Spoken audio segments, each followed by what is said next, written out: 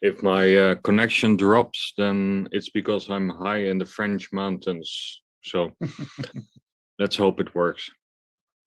Okay. So it's 3 p.m. I think we can start. Okay. Good morning, friends from the Netherlands, and for those of us in Bangladesh and beyond elsewhere. Good afternoon, good evening, perhaps as well. We are joining, or we will be for an hour-long conversation with all of you, whosoever connects from whichever part of the world, to not only to roll out or launch a unique portal where we'll be connecting with the digital industry takers from, particularly from Bangladesh and Netherlands, but elsewhere as well. But also, I think we'd have a very interesting, reflective, enriching conversation in the process. Just to give a background, a few months back, Sami Ahmed from the LICT project, which is called Leveraging ICT in the Bangladeshi Ministry of ICT, reached out to me with the proposition that why not we have a portal where they showcase the Bangladeshi IT industry or digital industry to broaden it. And then we try to reach out to the Dutch and more. Quite a number of Dutch companies, startups are there already in Bangladesh, and I see the number going up. And then in the process, when the whole it came to shape, we shared with some of the friends in Netherlands, and we realized that if we are to mark its launching, perhaps we can also add value, not simply in terms of ribbon cutting, but going beyond to bring together some of the Dutch friends and to hear their perspectives, particularly in sense that how actually is the digital landscape? How do they see? And I'm really happy that today we are from Amsterdam, Eindhoven. We are being joined by quite a number of distinguished Dutch friends who I think would be sharing their perspectives. So without further ado, Sami, would you walk us through with the portal? Thank you so much, Your Excellency, Honorable Ambassador. It's really great to see His Excellency, the Honorable State Minister Zunaid Palak join this program as a guest of honor, and the Dutch friends from Netherlands and friends from Bangladesh, friends from media, and a lot of startups and IT community leaders. I mean, this is a new normal. I know that some of our speakers, one of our speakers was unable to join because of COVID, and I know the Honorable State Minister has been able to join because he's recovering from COVID. And I guess this is what the new normal is. We have to cope with this in this new scenario. We have designed this portal to promote the Bangladesh IT industry, but before going into the portal details, let me take you through a short presentation. I'm going to share my screen and share a very short presentation with you just to give you a perspective of where we're coming from, why we did this portal in the first place. So Bangladesh and Netherlands, you all know, have been friends for almost 50 years now. 50 years, we have been friends. There's a lot of sectors where Netherlands has invested in Bangladesh, and together we have partnership in several areas, including IT. Netherlands being the 5th largest destination for IT companies from Bangladesh and startups from Bangladesh to be working in, either in the Netherlands market or markets around Europe from Netherlands. So there's a lot of good things happening between Bangladeshi and Dutch companies. So the journey of Bangladesh being in the digital landscape where we have progressed in IT actually started with the vision of the Honorable Prime Minister Sheikh Hasina in 2008 December when she declared the Digital Bangladesh Vision. The father of the nation, Sheikh Mujibur Rahman, Bangabandhu, we call him Bangabandhu Sheikh Mujibur Rahman, his vision was of a golden Bengal. And he started his work back in the 70s, and that work has been continued by our Honorable Prime Minister through her vision of creating a digital Bangladesh using technology and ICT to create that golden Bengal that the father of the nation dreamed of. And her vision is being implemented by the design and architecture of Shajib Wajid-Joy, Mr. Shajib Wajid-Joy, who is the ICT advisor to the Honorable Prime Minister. So Mr. Shajib Wajid-Joy, he designed Digital Bangladesh under 4 pillars to be implemented. And the Honorable State Minister Zunaid Palak is in charge of implementing these 4 pillars, as we see. And in the last 12, 13 years, we have seen a lot of growth happening since 2008, where we barely had any e-government services. And right now, 90% of the government services that can be provided digitally have been digitized. Our target is to have all our services digitized by 2025. We had internet infrastructure connectivity was barely 1%. 1% of the population was connected to the internet. Now, thanks to fiber optic and 4G connectivity across Bangladesh, we have 90% of our population connected and coming in with low-cost devices like mobile phones and smartphones and laptops. We have a lot of population coverage when it comes to connectivity. Human resource development in the IT industry, we had very few. We have negligible, less than a few 100,000 IT people working in the market overall. But now in 2021, about 2 million people working in the IT sector in different capacity, starting from freelancers to IT companies to different private organizations as well as government.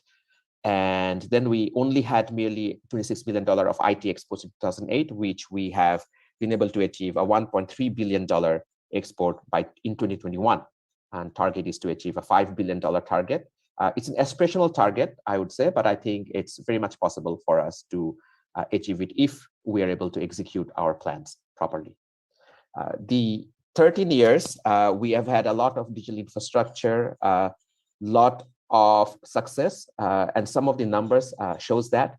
We have over 125 million internet users and 178 million plus mobile phone subscribers that have really added to building a digital economy in Bangladesh. With more than half of our population, we have over 170 million population, of which more than 50% are under the age of 25, helping us to build a very fast-growing digital economy. Boston Consulting Group did a study on Bangladesh, and according to them, our middle and affluent consumer class is rising very fast. By the year 2025, we would have more than 34 million middle and affluent consumer base, which has created a large demand in the local market, especially in consumer electronics, for digital devices, mobile financial services, and because of which a lot of local companies and global companies have started assembling and manufacturing mobile phones, laptops, and many other digital devices in Bangladesh. Local companies like Walton, Jamuna, Minister, global companies like Samsung, Hyundai, Huawei, they're all setting up plants in Bangladesh and serving the Bangladesh population from Bangladesh. In terms of IT export, we talked about the $5 billion target. We have achieved $101.3 billion. And if we see that Netherlands is among the top 5 destinations of software and BPO work from Bangladesh. These are the different domain of expertise. If you see, and we have seen the last 12 years, Bangladesh had been prominent in the areas of software development, mobile application development, web application, graphic design. Those were very prominent, but nowadays we're seeing a surge in rise from Bangladesh in solutions such as AR, VR, artificial intelligence, blockchain, many other 4IR based technologies that are being served from Bangladesh. If we look at the different sectors, we see software and services, BPO, freelancers, and hardware network services and others. We do expect that a huge rise in the hardware sector, maybe a few $1 billion of export in the hardware sector from Bangladesh in the next couple of years. The startup landscape has also increased drastically because we are an innovative nation. We have been doing a lot of innovation funding and innovation ecosystem build-up activities since 2009. We do see a lot of startups in the local market that have attracted some global funds, especially in the last 5 years. We have attracted over $750 million of foreign fund, and that's declared. So if you look at the undeclared funding, it's probably more than $1 billion, I would say. And so the government has set up Startup Bangladesh Company Limited. It's a venture capital company from the government with a committed $70 million, with a committed $60 million funding from the government side in the next few years.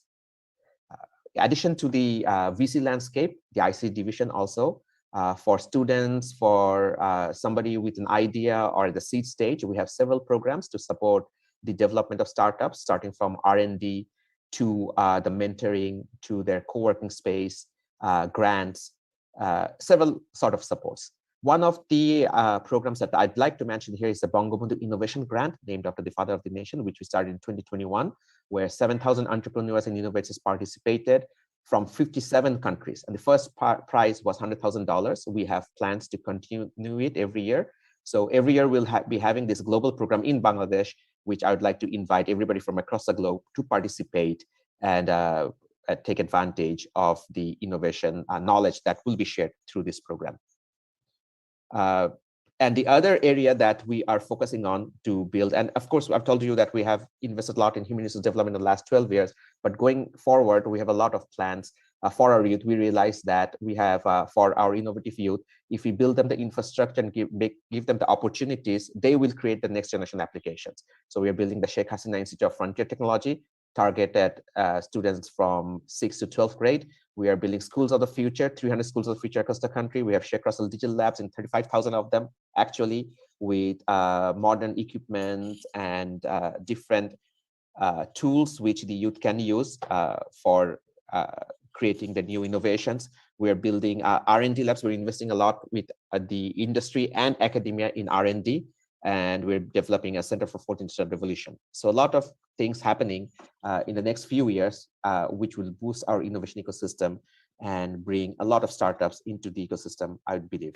Additionally, of course, many of you know that we're building 39 high-tech parks across the country with dedicated floor and co-working space for startups and for innovators. A lot of incentives the government has given through the high-tech parks, and also without the high-tech parks, such as tax incentive, tax exemption. Until year 2026, we will be giving 10% cash incentive to IT exports. So if you export $100 from Bangladesh, you'll get $10 from the government for exporting from Bangladesh. And now, to promote all these activities, especially to attract investment in the startup and the IT industries to form partnerships, we have developed this portal, the Bangladesh IT Connect portal, which we will be launching today. I'd like to request my team over here to play a short video clip that will take you through what this portal is about. So please go ahead.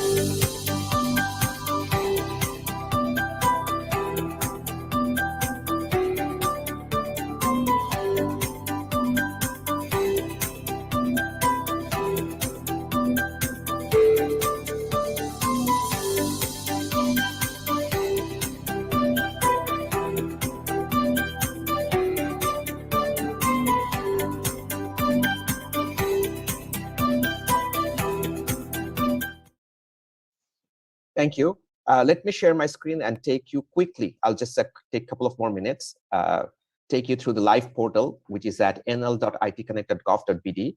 And to promote it in different regions and countries, we have decided to do it very country specific. So this for Netherlands. We have previously launched it for the UK market as well.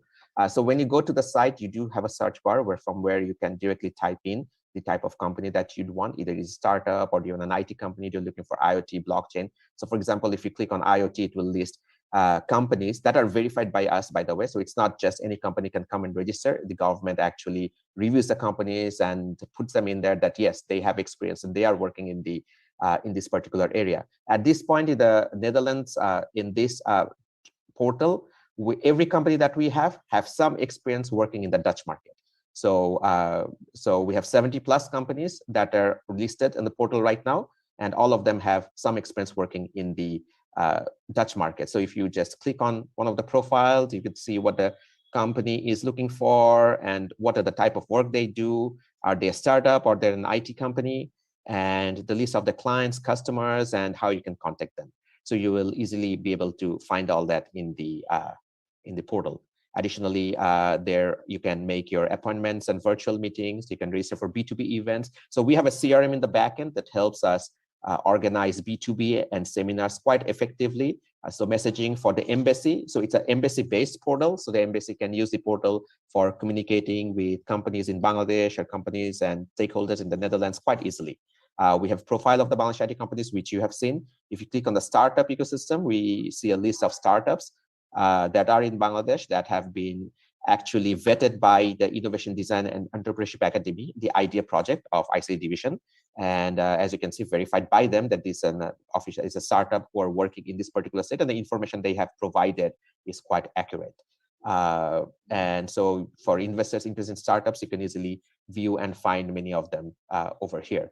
Additionally, we have Bangladesh IT Industry Insight, news and stories, latest papers, news, and different information that you can easily find from this portal. We have a chatbot over here, so if you have any issues, you can directly chat with the chatbot or connect with us directly through this portal. So that's just a short demo of the portal. Thank you very much, and I will hand it over to His Excellency. Thank you, Sami, for this sneak peek. Rather, that was a rapid fire, and particularly coming on a Saturday morning. I think that should charge up for the weekend in Europe and beyond. I do recognize that quite a number of startups, entrepreneurs have joined. Particularly, I understand that Rahat from Ankolis BD is there as well, and Afif from ShopUp. Please excuse me for my voice. Particularly, and all of you who are in the conversation, please try to utilize the chat box in terms of posing your questions, sharing your views, reflections, because in the interest of time, we may not have the opportunity to go to each of you, but I think it would be great if you pose whatever you may have to share, and also the links and resources that you may like to bring to the attention of the Honorable Minister, as also our Dutch friends, so that we can actually fertilize and really maximize on that. Let's proceed now to a very quick conversation. And I must admit that I missed out in welcoming the Honorable Minister. He himself has health issues, but in spite of that, he really made a glorious exception and has been so kind to join us. Honorable Minister for ICT, who is a champion in Bangladesh, Mr. Zunaid Ahmed Palak. I'll come to you first, sir, with the first question very briefly. Essentially, in this past 1 decade, under the leadership of Prime Minister Sheikh Hasina, Bangladesh has made quite a bit of strides sorry, in digitization. Started from the grassroots, from the bottom up, and now you're looking at making footprints across the global digital industry. And many reach out to us that when they compare with, they draw comparison with other countries in Asia, in the region. In your view, sir, what would be the 4 or 5 factors which should distinguish Bangladesh, sir, as perhaps the Bangladeshi USP in terms of getting into the global IT value chain? Honorable Minister. Thank you very much, Your Excellency, Mr. Riaz Hamidullah, Ambassador of Bangladesh to Kingdom of the Netherlands, for organizing this important event at a very befitting time. Distinguished panel speakers, our very own youthful and vibrant IT entrepreneurs from Bangladesh, IT companies from Netherlands, friends from media, and ladies and gentlemen, good afternoon to Bangladesh and good morning to Netherlands. We are celebrating the birth centenary of founding father of Bangladesh, Bangabandhu Sheikh Mujibur Rahman, without whom we could not have this Bangladesh as of today. This year, we are also celebrating 50 years of Bangladesh-Netherlands diplomatic friendship, and also celebrating 50 years of Bangladesh-Netherlands diplomatic friendship, and also 50 years of independence of Bangladesh. Bangabandhu's philosophy is powerfully reflected in the development visions of the Honorable Prime Minister Sheikh Hasina's vision, and thanks to her prudent leadership, Bangladesh is now a shining example of economic advancement, human development, and digital transformation. As a matter of fact, in many indicators, it is faring well than its peers. The first encouraging factor for the foreign counterparts to collaborate with and invest in Bangladesh is the large addressable population who are online. Bangladesh is the 8th largest market in the world in terms of the population and 9th mobile phone users market with 178 million subscriptions. The rapid digitalization of Bangladesh in the last decade, including 99% mobile phone penetration, over 126 million internet users, over 106 million mobile financial services users, and millions more having access to high-speed connections, even in the remote villages, have contributed immensely to the recent growth of outsourcing activities, e-commerce, f-commerce, and e-governance in the country. Bangladesh's second USP comes out of the highly skilled workforce who are constituting a knowledge-driven economy and ensuring a leadership position for Bangladesh. The country has a population of over 170 million, with 50% of our population under the age of 25. Bangladesh is the second largest global supplier of online workforce, with over 650,000 online freelancers. We have 150 universities from where 500,000 college graduates enter the workforce every year. The government is curating and delivering timely and relevant programs emphasizing on employable and 4IR ready skill development. To ensure the continuous growth of the sector, we are constructing 300 schools of the future, what Mr. Sami Ahmed already mentioned. And also we are establishing 35,000 Sheikh Russell digital computer labs across the country at the secondary and higher secondary school levels to ensure that we lead in the era of 4IR. We are establishing a center for 4IR and Digital Leadership Academy under AGE project supported by World Bank and Sheikh Hasina Institute of Frontier Technology, which will come into operation by 2025. The third factor is the innovation ecosystem and innovative youth of Bangladesh. The country boasts of an innovative generation who are hungry for developing the world's most influential startups and tech entrepreneurs. Several initiatives taken by ICT division are mushrooming innovative projects that are further improving the country's economic growth while enriching career growth of the new generation. We follow the instruction of our architect of digital Bangladesh, Honorable ICT advisor, Mr. Shaji Wazir Joy, who said that find your own technologies, find your own innovations, do not imitate, innovate.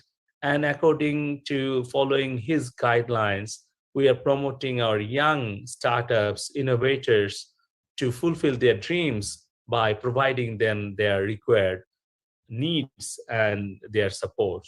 The local startup ecosystem with over 2,500 startups is a key cornerstone of our innovation-focused development efforts, which started with providing Innovation Fund in 2009, through which over 1,000 innovative ideas have been awarded so far with seed funds in order to utilize the potential of youth and develop an innovation-centered digital economy. The government has set up Innovation Design and Entrepreneurship Academy, IDEA for short, and established Startup Bangladesh Limited Company, the only state-owned venture capital company in the world, allocating 70 million US dollars as a venture capital fund to facilitate entrepreneurs for achieving their goals. We have established a Bangabandhu Innovation Grant, or BIG. Mr. Sami already mentioned about that. I don't want to say long about this. Many private incubators and accelerators have emerged in the past decade, which has brought a new horizon in Bangladesh startup ecosystem. Maybe come back to you again, sir. So let me conclude by mentioning my fourth factor to distinguish Bangladesh is a world-class digital infrastructure. That is the 39 high-tech parks, 100 economic zones, and also 64 Sheikh Kamal IT training and incubation centers in district level, where our secondary and higher secondary school certificate holders are getting trainings. and also to foster the investment from the foreign sector and also from the local investors. We are giving some incentives, what Mr. Sami have already mentioned. So with this, I would like to stop here, and definitely I would like to hear from our IT entrepreneurs from Netherlands, and definitely if they have any question or if you have any queries, definitely I'll be there to answer you. Thank you for your patient hearing. Thank you very much, sir. This has been most helpful, also connecting to what Sami shared, because I was particularly struck by the fact that 70+ companies are already engaged in Netherlands. I mean, with Netherlands. I would also again encourage everyone to please keep populating the chat box. I see that some are already stepping in. I would encourage others, because that would be mutually useful and beneficial. Let me first turn to Kobi Shiraz from Eindhoven. You came to Netherlands quite some time back as a chartered engineer. You are right now in Shell for over a decade now. And you also anchor a community of Bangladeshi tech professionals called Brain Chain. In Shell, as I understood, your current position and ambition is to empower every employee through something called citizen development. I found it quite interesting, to enable employees to adopt and develop their own software and apps. I found that quite to be reverse of what we understand. Now, how could this possibly suit Bangladesh, Kabir? Well, sir, thank you. I would like to first of all thank you for having me. No need to here. thank me. Please carry on. I think we can avoid the salutations. Please. All right. So one of the things I wanted to talk about is citizen development, which I personally believe is going to be a transformer for many areas into digitalization. In aligned with what you just heard, what is really citizen development? In a traditional sense, when a person would develop a software or any application, it would always require a very IT savvy background. Either you had a very technical, strong engineering background, you would then develop the app. Now, as we know, over the last 20 odd years, many other professionals have also picked up the ability to develop their applications or softwares. Now we are venturing into sort of the next level, where we foresee that we can actually enable every individual with some basic understanding of computers and mobile technologies would be able to develop their own software application tool, which is in the industry today is known as low-code or no-code app development. Now, what it does is it brings the power to people. Now, I wanted to share a little story. I don't know many of you in the call if you would actually recognize these special suites that comes from our honorable minister's home constituency in Natur. When I was a teenager, I had the opportunity to visit Natur, and then I was actually in a Kachagolla shop. And in the Kachagolla shop, somebody was selling these sweets, and those sweets were meant to be for a special celebration. About 3 days, it has been incessantly raining, and the shopkeeper, who was actually trying to sell these sweetmeats, have gotten his inventory wrong. His sweets were turning, smelly. And then unfortunately, he was able to sell these sweets to the population locally. Reflecting back that moment, I was just thinking, how could it have empowered a local sweet sellers to be able to use and develop his own app to solve his little problem? Now, what could really be? Think about that you have a Kachagolla app a person could build on his own mobile. He could check on 8th of January 2020 how many boxes of sweets he needs to deliver. As soon as he knows how many boxes of order he would pick up, he would actually be able to get immediately his inventory ready, how much inventory he would need to actually prepare that app, prepare the sweets. And then immediately by the end of the day, when he sold his, he would actually quickly get to know how many sweets he sold, what his profit is. And as simple as that, he could actually run his business. Now, why I share this story is it can be as simple as just a drop and drag exercise. You even don't need to have massive technological background or understanding of IT technology. So imagine you have a platform where you can go in, you start pulling up a couple of those icons, put it together, try to build a bit of logic around it, and then ultimately you should be able to get to your app. So why I think citizen development is crucial, or maybe take the next step. And of course, I would like to congratulate whole Bangladesh for achieving this great digital transformation that have happened. It is probably for us to take the next step. It is a logical, bold step, I think, to empower every Bangladeshi citizen to be able to develop their own applications. Why not be the first country in the world to do so, to create a nationally owned low-code, no-code digital technology platform? And it is exactly in line with what Honorable Minister said. It's about developing our indigenous app and trying to solve our own problem, and really ensure that this then helps empower everybody to benefit from the digital transformation.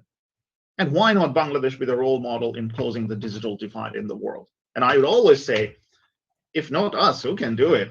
And if not now, when are you going to do it? Okay. Finally, Kabir, of course. yeah. Oh, yes, sir. No, please carry on. Yeah, just a simple one. And of course, I was, from a strategic point of view, of course, it's good to say this, but taking any step would require an immediate starting point to think along this journey. It's going to be a long journey, but it's all about making sure that it's not just a technical or technological evolution or revolution. It is really a transformation journey that we need to go through, building the whole country along with us together. And then it's not about just technology choices. There are so many technology outside the industry level, but we can also make a bit of a choice between whether we want to develop our own indigenous technology platform, or do you want to go and buy, let's say, industry standard tools to do that. And of course, obviously, getting it right would require getting the right people, skills, and the timing to make it work. Now, from the Netherlands perspective, being in the Netherlands and having connected to a wide number of IT industry people, if there's anything we can do to help to create such a vision and be a part of it, yeah, we'd like to put ourselves on the table. Thank you, Kabir.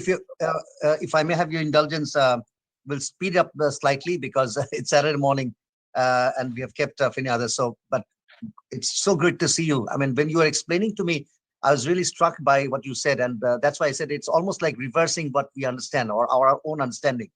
And I'm sure that Honorable Minister pick up, and later beyond this conversation, we can have a separate one on the citizen development platform or template. Can I come to Martin Rolls, who is actually connecting us all the way from somewhere in Swiss Alps, maybe high in the mountains, but Martin is actually anchored in Amsterdam. But for past 10 years, Martin has been frequenting between Dhaka and Amsterdam. And with his creative studio called Planet 9. Sometimes he sends me pictures from somewhere in Tangail, quite exciting. But last whole 1 year, he has been working also on shepherding a Dutch IT trade mission to Bangladesh to establish or to show or bring that real or true picture of Bangladesh to the Netherlands. Where do you see, Martin, the strengths and opportunities for Bangladesh vis-a-vis Netherlands?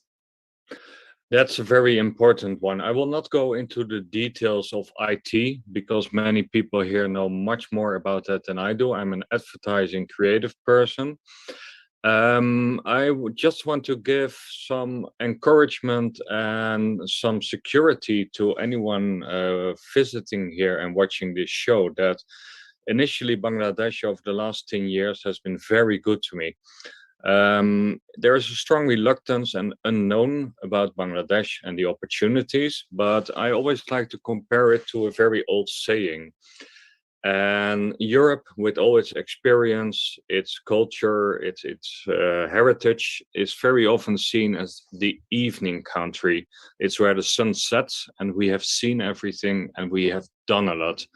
For the Bangladeshi, it's every time it's morning. Every day gets better. every day gets a new future. So the perception of the world, especially by the young people who are, in my opinion, very well educated, very often much better in English than a Ukrainian or Portuguese or Eastern European workers. Their English, their vocabulary is absolutely massive. They're very energetic, and they see a sort of energy innovation like we had after the Second World War. After in the 1950s, 60s, we woke up and everything just got better every day. And that's a fundamental difference between the population and the youth, the workers, the employees that you can find in Bangladesh. They wake up to a new energy and a new morning every day. So the attitude is absolutely different. So if I can recommend anyone why you should visit or join a trade mission or investigate further to go to Bangladesh, it's not only the stable political situation, which is basically much better than you might think it is. The good universities already tipped on by Honorable Mr. Palak. But mainly the ease of doing business and the energy that you will get from the people who have a very high energy and a willingness to work. And combined with the practical financial motives, yes, Bangladesh has been very good to me, and I try to tag along much more companies to follow my path. Great, Martin. Three things you said: attitude, willingness, and also the tractions that you picked up. I think that those also connect to what Honorable Minister said, and perhaps may pick up later as well. Yes, let me now. Please, sorry, you want to add yes, something? and Honorable Minister Sami has already pointed out the practicalities and numerics and the bullet wise, but it's something you have to experience and have to feel. And unfortunately, and this portal is a really good step towards, and also your Honorable and Sami are traveling the world to share the vision, and you do as well.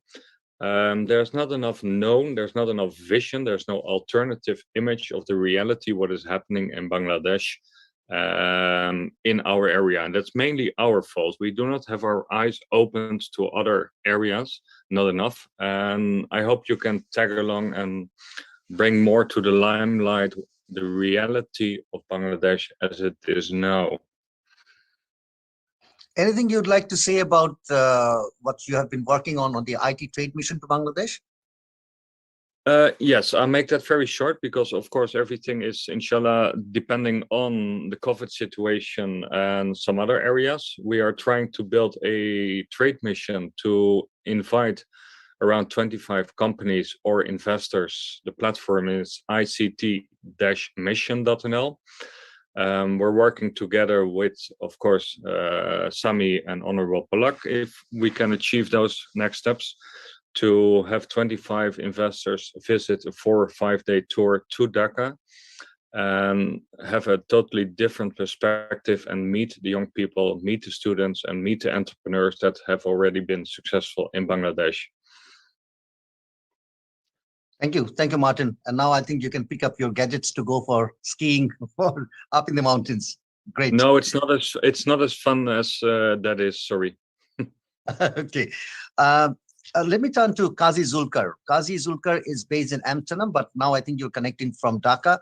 Zulkar, you are in Netherlands for quite some time now, heading in Uber, the global mobility business innovation product portfolio. And you earlier headed an e-commerce platform in Bangladesh. Now, when you are in Europe, how do you assess the potential interest of the angel investors from Netherlands or other parts of Europe across the emerging startup landscape in Bangladesh? Zulkar? Yeah, thank you so much for the question, Honorable Ambassador. And I also want to extend my greetings to His Excellency, the Honorable Riaz Minister as well. I think if you are really looking for a one-sentence answer to the question that you asked, I would sum it up by saying that interest in Bangladesh is steadily increasing.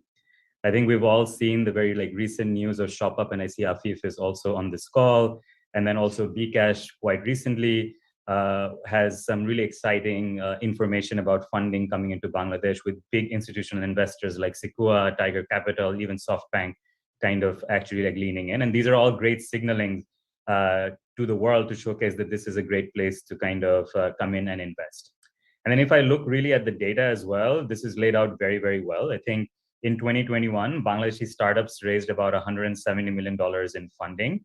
This is up about 4 times from what we raised in 2020, which was roughly only about $40 million in total.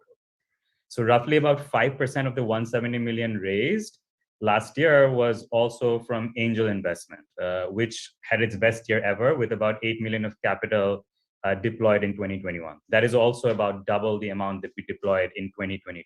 So if you look at all the data, basically the signs point to Bangladesh becoming an emerging destination for angel capital.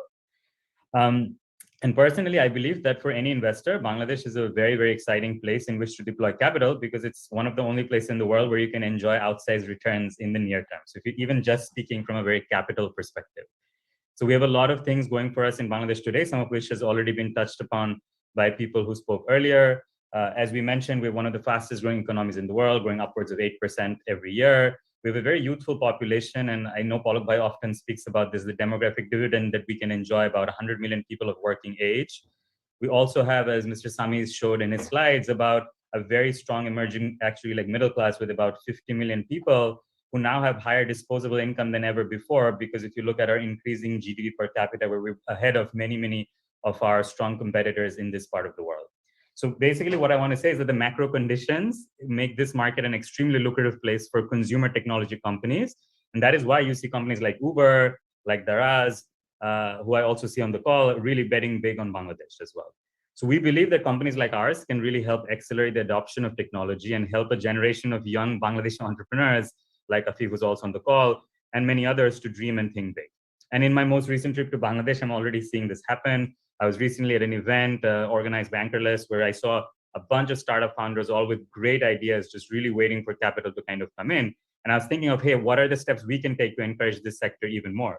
And I would sum it up in kind of 3 points where I think we need to encourage more local angel investment. So that's kind of the first point. Of the 8 million figure that I mentioned earlier, about 15% of that angel capital is deployed locally. And the rest of it, 85% is deployed globally, which means that people outside Bangladesh are seeing more interest in Bangladesh than people inside Bangladesh, which is for me a little bit, like I would say, interesting. And then I also think we need to push better financial, I think, regulations, particularly around allowing foreigners to own shares in locally like domiciled sort of organizations, and allowing also Bangladeshis to own shares abroad. And then I think someone else touched on this point earlier as well, focus a lot more on human capital. And I know the government is doing a lot on this, like training that is in line with industry and making sure that people that we churn out, we have a huge amount of human capital, can really contribute not just through working in companies abroad, but also starting companies like locally. So I believe if you are able to do these 3 things, I think you'll only see the interest kind of growing up. And I'm very, very confident that over time, Bangladesh will emerge as one of the biggest and best destinations for capital deployment and startups in the near future. Thank you very much.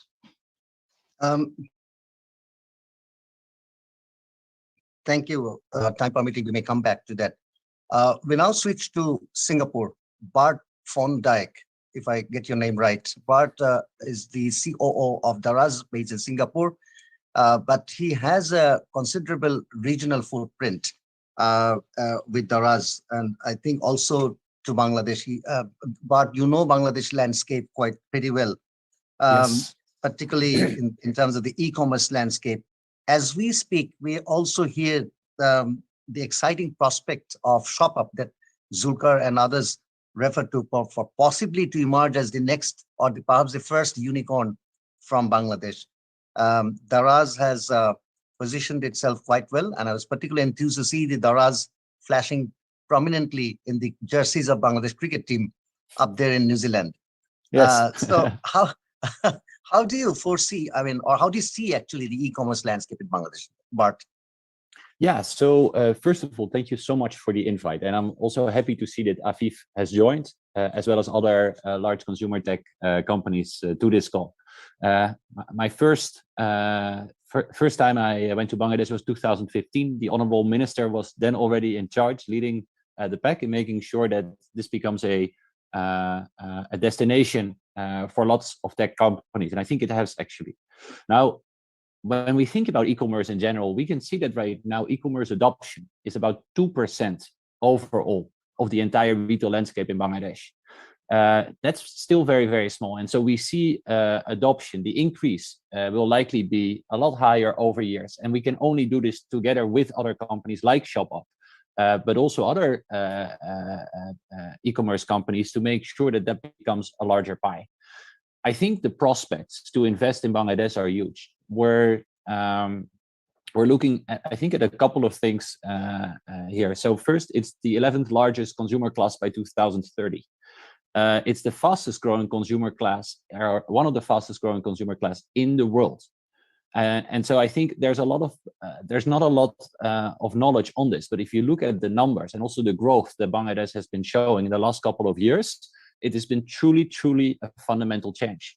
I've been in Bangladesh, I come there every year, and every time I go back, I see a different Dhaka. I'm so excited that, so if I come to Amsterdam, I always see the same Amsterdam. If I come to Dhaka, every time I see a new Dhaka.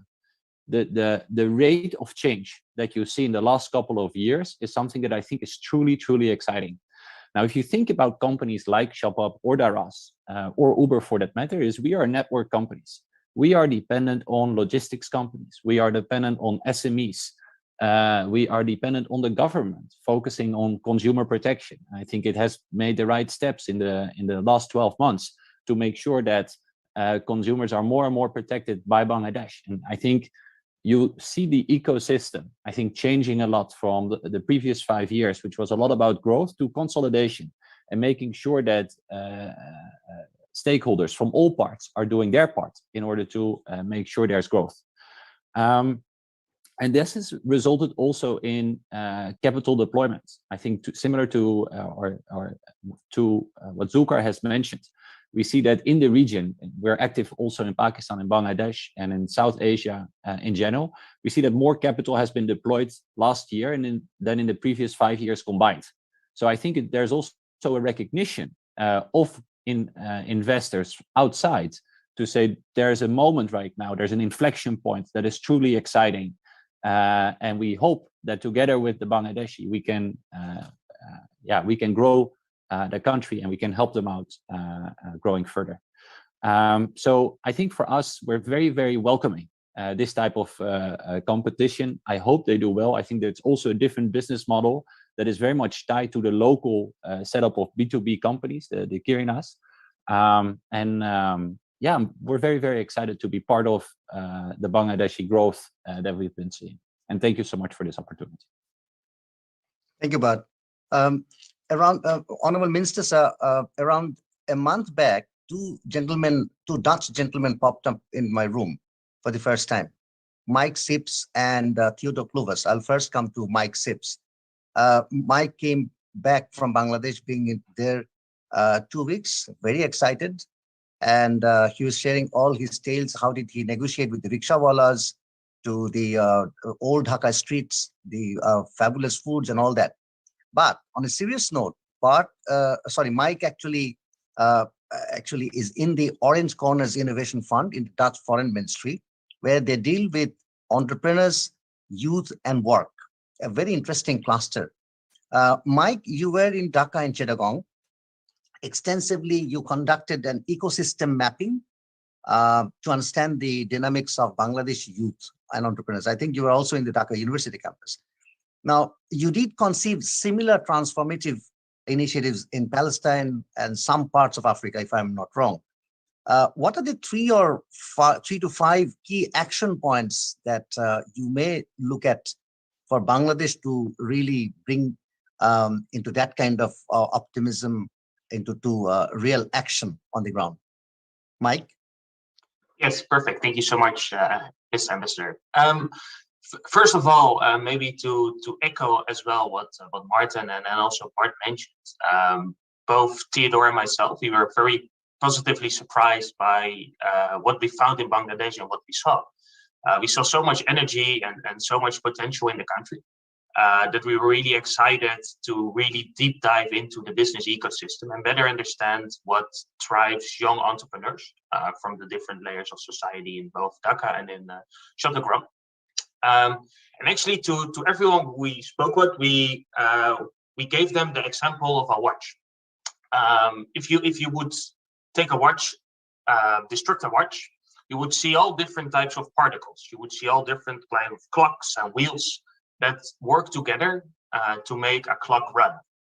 And what we saw in Bangladesh was exactly this kind of momentum going on, because we saw that from the government side, one of the largest wheels, of course, is really moving and is really doing their best. And especially the ICT division has taken a lot of initiatives forward to really engage young people in setting up their own business, providing seed capital,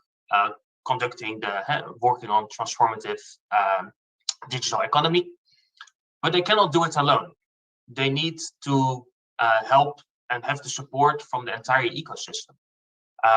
That goes with the government, of course, and the Ministry of Finance, the Bangladesh Bank, the BIDA Institute. All those government actors have a role to play and to collaborate and speak the same language when it comes to young entrepreneurship. And even beyond that, it's not only about the government, it's also about the universities, of course. It's about the private sector that is taking a part, and also financial institutions. We've already heard about angel investors that all have to play a certain role in this ecosystem. And one of our main findings was that collaboration could be improved. We went to various universities and we spoke with some of the private sector actors as well. And we were pleasantly surprised to hear that there actually was not really much discussion going on. And so talking about what skills are more in demand in the market and what is the private sector needed in terms of digital skills, but also more soft and hard skills. We didn't really saw that yet. And there, I think there's a lot of room to improve, to really get connected, to connect this ecosystem of the different players, come more together, collaborate more. And well, from our side, from the Netherlands Enterprise Agency, one of the concrete actions that we are foreseeing is to open up an Orange Corners program in Dhaka, which is a local-led business incubation program that is going to support young entrepreneurs that have this dream to establish their own business. It's a locally initiative. It will be run locally and with support from our side, and see how we can best be of assistance to those young entrepreneurs. Thank you very much. Thank you, Mike. That's very encouraging to hear your plan to roll out or launch a locally led Orange Corners program in Bangladesh. Mike's other partner, Theodore Kluvas, he came with a gusto of wind to my room and shared all his stories. And what I was fascinated, 2 weeks they were there. Theo, you covered in 2 weeks 76 meetings and met 160 people, if I'm not wrong, in Dhaka and Chittagong. You even popped up into Dhaka University and all. But on a serious note, apart from all that you did on the Dhaka streets and the alleys, on a serious note, you stressed to me on inculcating and supporting a culture of entrepreneurship and innovation. It's quite interesting, and supporting even when a potential youth may fail. And I like that. How do you look at tapping the youthful energy in involving digital space in Bangladesh? Yeah, thank you very much. I'm happy to see so many familiar faces, and first and foremost, of course, you, Minister Palak. I'm happy to see you, and I'm hoping to welcome you soon to the Netherlands. We got work to do. As my colleague Mike said, it's all about collaboration. You've been pushing a train on yourself, and you need all your minister colleagues to push that train, because we need to move that bus, and it's a Flintstone car that everybody needs to walk in order for it to move. And I salute you for everything you've done I don't think there is any other country in the region, not even in the world, that has been pushing that agenda as you have been doing. And also your ambassador. I mean, every second meeting we had in Bangladesh, they were referring to this ambassador. So ambassador, I salute you too. Well, you mentioned something that is very important. Everybody wants to refer to that ecosystem, right? But we first have to clearly understand what are the definitions that we're using. Now, not every initiative in Bangladesh is an incubator, and not every individual entrepreneur is a startup. And when we were looking together with Mike at the young individuals, we saw that the risk-taking culture is not there because people are not really motivated to experiment and fail a couple of times before they succeed at least one. So as I was telling you, Ambassador, and also you, Minister Palak, we need to celebrate failure big time, big time. So I challenge you, next time you go to an event, start by saying one of your biggest failures, but I mean big, I meaning big, so that they feel comfortable that in order to grow as an individual or as in a company, you really have to fail a couple of times, because only then you'll see that you'll be able to grow and mature whatever you have in-house. Then we also talked about the talented, diverse students. I don't think there is a lack of that. I've been to 40 plus countries doing this research from our embassies. This is the first time I returned back to the Netherlands, and I said, like, I'm going to be the biggest ambassador for Bangladesh. The amount of talent and stamina and perseverance is massive, but you need to utilize it, because your colleague who we spoke to, Mr. Sami, was talking about internet access, which is not a social good yet. And yes, 90% is connected, but only for a few megabytes per month. That doesn't mean that they are fully connected and are able to scroll through YouTube and get all the knowledge that this medium has. And then that community of giving back. I'm so happy to meet Kazi and Kabir. This is the type of people that you want in your network. And you want to connect to the Bangladeshi entrepreneurs so that they can get that wisdom and become those global developed citizens that Kazi was talking about. So again, I challenge you all to be part of that platform and share your knowledge and wealth of expertise. And last but not least, abundant capital. Let's also be realistic, right? We've been praising everything that is taking place. Yet 164.7 million people in Bangladesh can enjoy only a less than 100, or let's say 150 angel investors, out of which only 20 are really active. Out of those 20, only 20 deals were formed last year, according to our meetings, right? And we've spoken to barely everybody. And just to give you a perspective, in the Netherlands, that was over 300 deals, out of which 150 deals had at least 1 million. And we are 17 million people. Going back to the talented and why we need to fail, we need to create a student mentality that if you don't make mistakes, you're not going to graduate. If you don't fail, we're not going to be able to polish you. And that's what I want to emphasize. And in our programs, what we are doing is really motivating those hubs that we're working with to be excellent, to help them fail a couple of times so that they can progress and excel. And that's what we're planning to do. But we're not planning to do it alone, because it needs collaboration. And I think that's the word I want to end with. Collaboration. We need to listen before we speak. We need to expose each other, and we need to exchange ideas in a dialogue, not a monologue. Thank you. You couldn't say that better, Theodore, or Theo, if I may say, because what you said, celebrating failure, actually has a very serious statement you're making, that when someone, because that's the way one really matures, becomes sturdy, and gets on very strong legs to go for marathon, not for a sprint. I'll come to Peter Porten, someone who is sitting with great poise and connecting us from Eindhoven. I had a great pleasure and privilege to be in Eindhoven, and then Peter and his other friend, both of them co-founded the Eindhoven International Project Office for the Brainport. And many of us in Bangladesh who may not know Brainport, that's called the smartest 1 square kilometer in Europe. Peter, we had quite lengthy conversation in Eindhoven, and I was really, I'm really thankful for all that you shared, particularly how you have been frequenting now to Vietnam, Indonesia, and if I'm not wrong, Cambodia as well, over the past 6-7 years, and how between Brainport and Southeast Asia, things are really transforming, particularly in Vietnam. I think it might be very interesting, particularly for Minister Palak and many others, to hear from you that how did you all begin? Because before, up until 2014, you had not been to Vietnam, had little idea, but you began.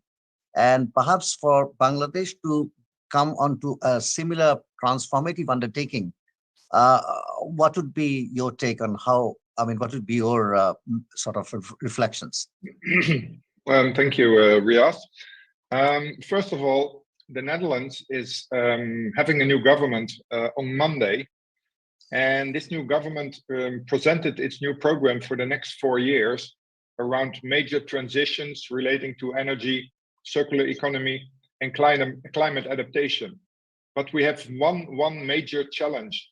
We are lacking the human resource and talent to actually implement all these major transitions. So I think that is a very good connection with this today's program and also the platform you are introducing, because many countries facing major transformations in this digital era need connection to major suppliers of strategic resources like you are. And for me today, in knowing and understanding all the assets and also the vision of Bangladesh is where we were like 6 years ago, when we had our first encounters between the Brainport Eindhoven and Vietnam. And you should consider Brainport Eindhoven as the major manufacturing, high-tech manufacturing and digitalization hub in the Netherlands. We are the second largest contributor to our national economy, and we build that on the legacy of Philips, ASML, and NXP. So our region is growing very fast in our innovation knowledge economy. And we are benefiting from the digitalization due to the COVID pandemic, but we learned how to build an ecosystem that is adaptable to the transformations similar Bangladesh is going through.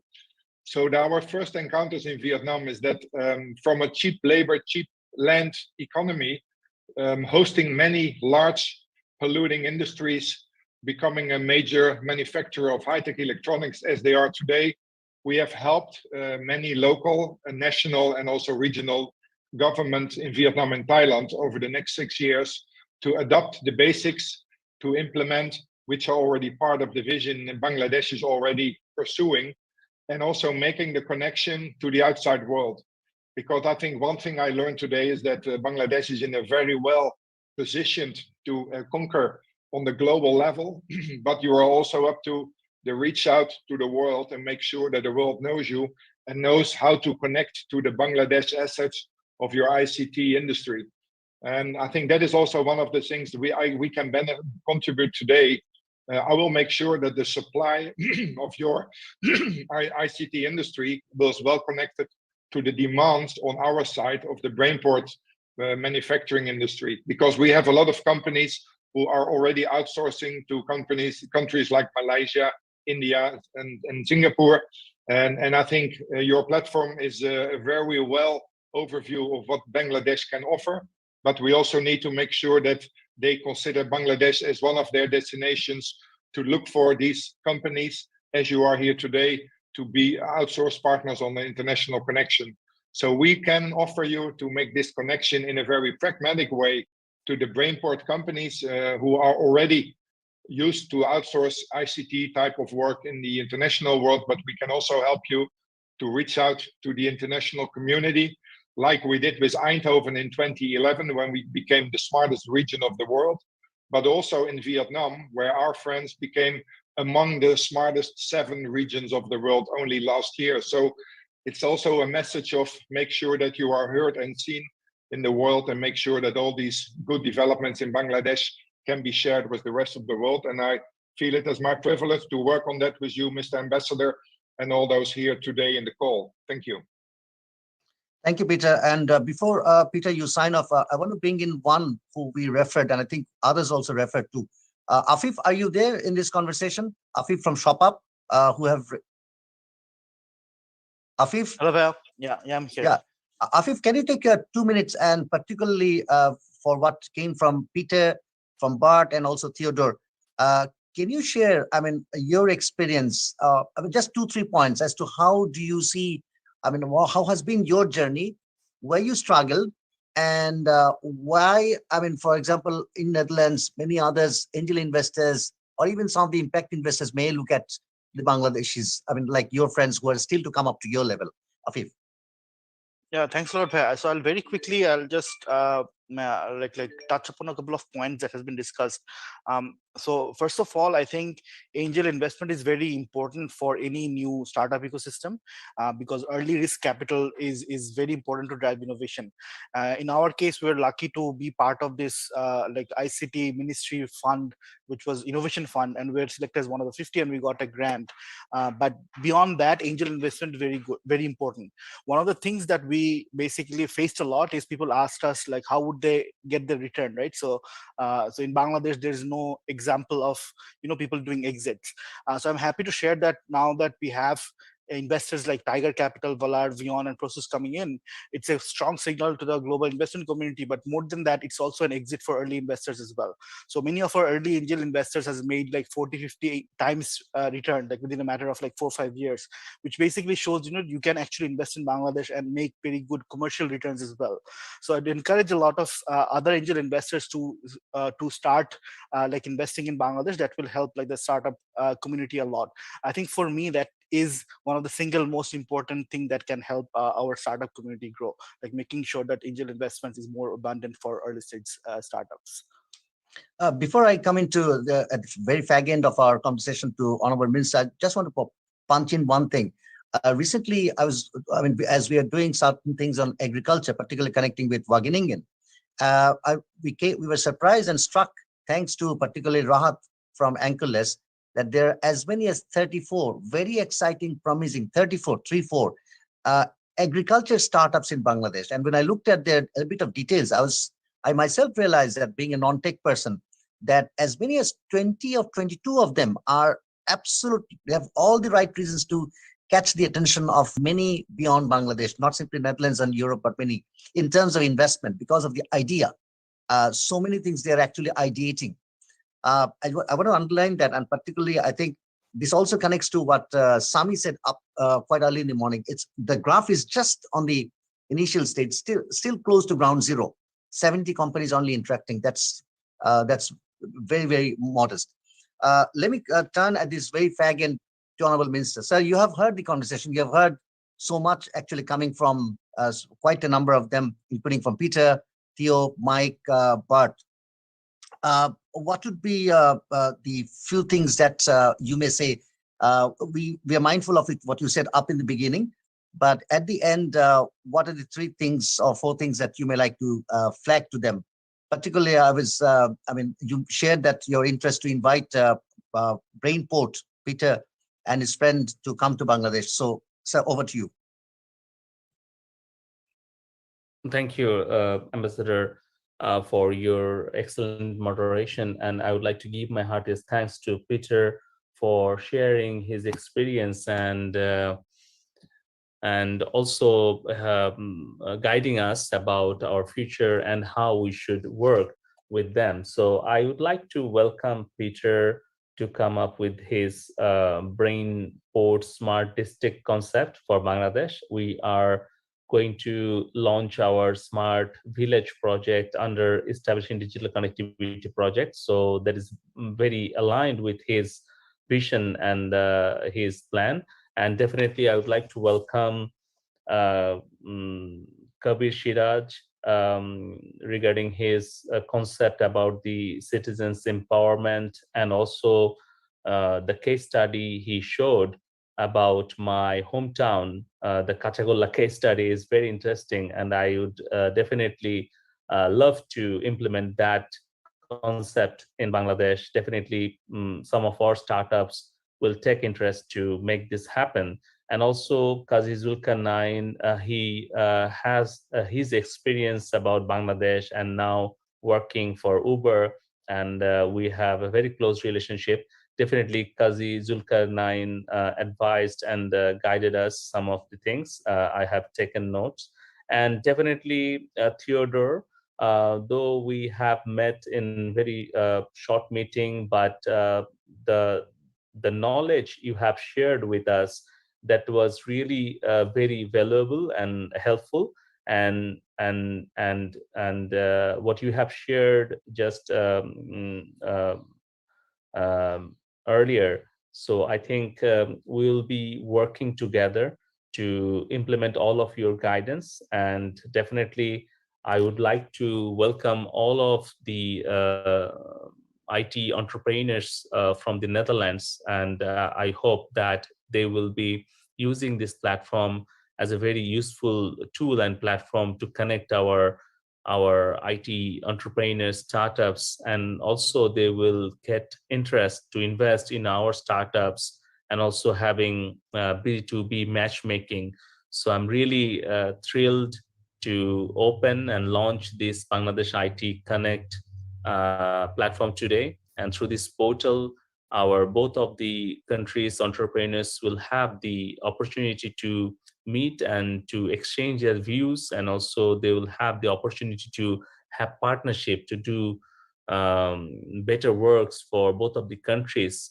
So in conclusion, I would like to mention another one of my favorite quotations by Honorable Prime Minister Sheikh Hasina. I quote, "If you want to go fast and far, innovate together." Thank you very much. Thank you, sir. That's been so encouraging and assuring, particularly the responses, but referring to some of the points of coming from some of the individuals. Three things. I dare not summarize all that has been said. I think we heard those loud, clear, and much for reflection, not as food for thought only. I think food also to munch over and proceed. I also would invite your attention to the chat box. As you may see, quite a bit of elements have surfaced there, particularly Theodore, you have shared the link to Orange Corner. I think some of you may like to look at that. And also you can also surf through Brainport to understand that what does actually smartest 1 square kilometer in Europe mean. There are a lot of things, and what I found really educative is that it's less of technology, but more of idea, design, and creativity. Before I sign off, let me thank each of you, particularly the panelists or those who spoke, for sparing 75 to 80 minutes of your very precious time on a Saturday evening or morning here in Europe particularly. And I must acknowledge a few individuals, my own colleague Habib, Arif Nizami, Sabrina, Ishrat, Vituporno, Reza, Wadud, who have worked from behind to make this a reality.